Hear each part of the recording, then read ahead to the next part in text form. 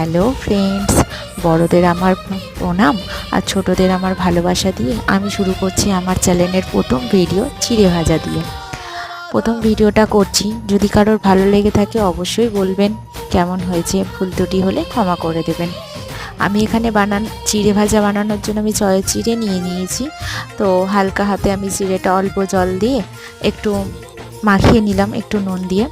তারপরে আমি শুকনো খোলায় চিড়েটা ভেজে নিচ্ছি। এরপর আমি কারি পাতাটা ভালো করে ধুয়ে শুকনো খোলায় ভেজে নিয়ে রেখেছি।